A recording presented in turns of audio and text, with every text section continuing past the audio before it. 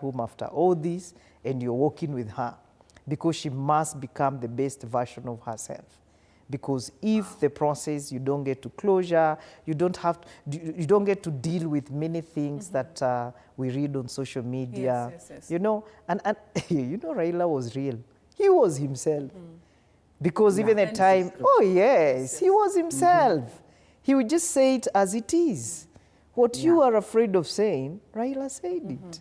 And people would go ahead and say, wow, what he said was true. And I'm looking at this person who never wanted any enemies in his life. And I'm looking at a guy who could tell you, Betty, thank you, you know you lied to me, but don't worry, that one is behind us, let's work. Not that once, was the not guy. Twice, That was the guy. But how was Raila looked at by many people?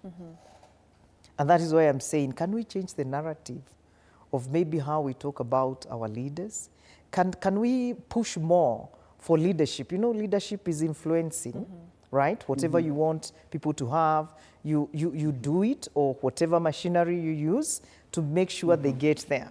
Other than fighting so much for power that I command, you must do. We don't have in a discussion. I have a student, an intern, that recently left my practice after his attachment. A very low, I would say a low stature young man from Kenyatta University. And he was crying and crying. And I asked him, Maxwell, what's going on? He said, you don't know. When my father died, this is the man who saved the situation. Oh, okay. In reference to Baba? Oh, yes. I'm like, wow. You mean he could go that low? Not forgetting Kibra. You know Kibra, we were used to seeing him there, going everywhere. I looked at where I come from in Thika.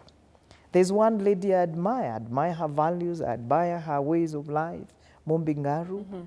And for me, I kept asking, where is she and what's happening in her? Because Raila raised her all the way to go to Iyala.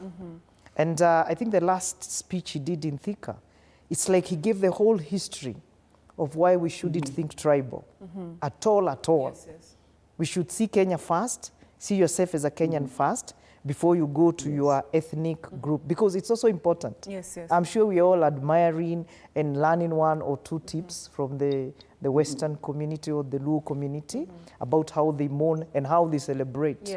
Because as you celebrate and mourn at the same time, you're being authentic. There are moments of celebration. Without this guy, this and this wouldn't have happened. And now that he's gone, who is going to? So there's that, you know, like today I'm low, tomorrow I'm high. This minute I'm saying good things, the other one I'm like, oh, this Kenya. And so I want to tell Kenyans what we are going through is actually a normal reaction phase. That some of us, some of us are still in denial. By the way, they are still insisting. Who is that doctor? Who did that? Who did that? That they did not do. Of course, there are strings of many things that are happening. A lot of comedy. But there's one thing Raila made me happy for. He never bothered on what people are saying on social media. That was a very unique leader. He never allowed such things to bring him down. That I want to know what Betty is saying down there. Some of the young people that comment, but there's some of the people that comment down there. Some of them are sick, I always say, sick in their own way. Some of them are trying to find the truth in their own ways.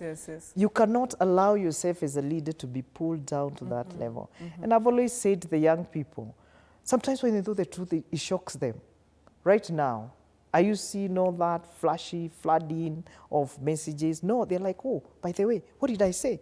Was that true? I'm seeing a different thing. Like, hapo nilikosea. And they're very nice, because where they know they've made a mistake, they always say. Just like the Mzee who chappered, the Mzee from Kilifi who once chappered. The back. He said, I'm happy today. The media is here for me to say sorry. I wonder how many leaders who did him wrong are going to say sorry.